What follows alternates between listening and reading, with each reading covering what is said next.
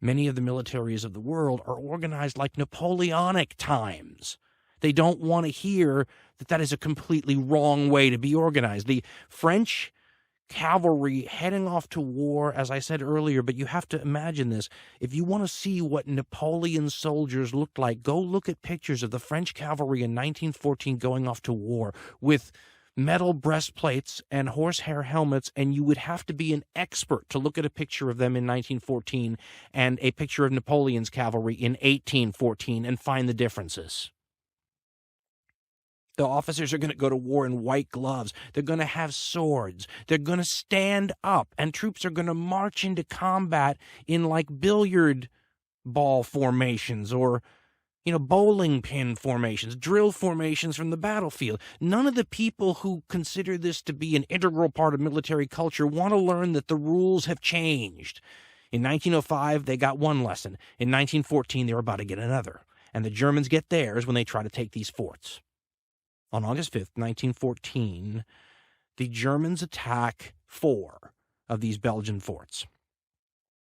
Now, between the forts, the Belgians have quickly put some infantry, and there are a couple machine guns around and whatnot. And the Germans, they're in a bit of a rush here. They don't have time to sit there and starve things out. This 30,000-man force with artillery has to go in there and power this through so that the armies behind them can continue their, huge assault through Belgium on France. And they charge these, entrenchments, and the Belgians slaughter them.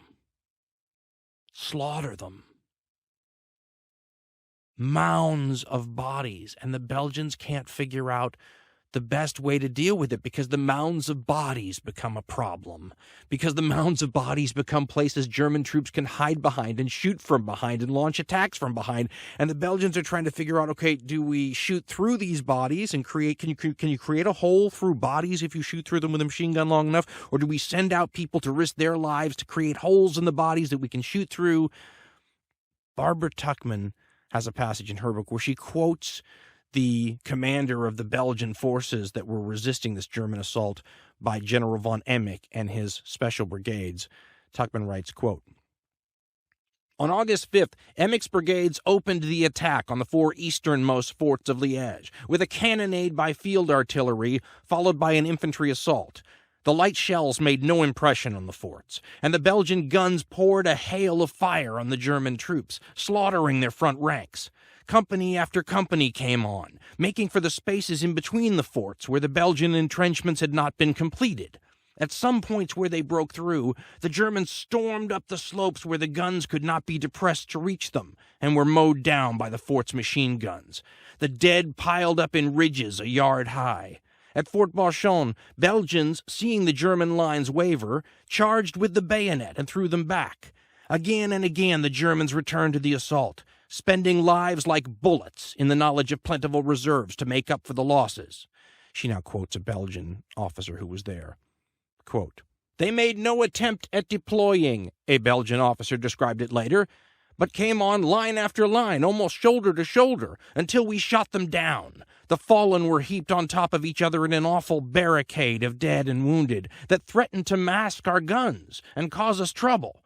So high did the barricade become that we didn't know whether to fire through it or to go out and clear openings with our hands. But would you believe it? This veritable wall of dead and dying enabled those wonderful Germans to creep closer and actually charge up the embankment. They got no farther than halfway, though, because our machine guns and rifles swept them back. Of course, we had our losses, but they were slight compared to the carnage we inflicted on our enemies." End quote. It's interesting to note, isn't it, that Belgian officer's respect for those wonderful Germans, as he called them, exhibiting the military virtues of valor that were so celebrated during this period where the romance of warfare, which had always been strong in human culture, was probably at its height. The 19th century, the romance was incredible. This is the era where that romance runs into reality in a way that you just can't pretend. I mean, guys like, William Tecumseh Sherman, the Civil War general for the U.S., famously said that war is hell and its glory is all moonshine. But that didn't really seep into the mass of the population. As one historian had pointed out, they weren't publishing a whole lot of combat photos and really nasty, terrible stuff for the folks back home at any time during these periods. So there wasn't a lot of stuff to really counteract the romantic ideas of war. This is the conflict where you can't hide it anymore. And even though this Belgian officer looks at this German assault on his fort as something akin to the charge of the Light Brigade, the famous doomed charge of that British cavalry during the Crimean War. But here's the thing that this war is going to teach.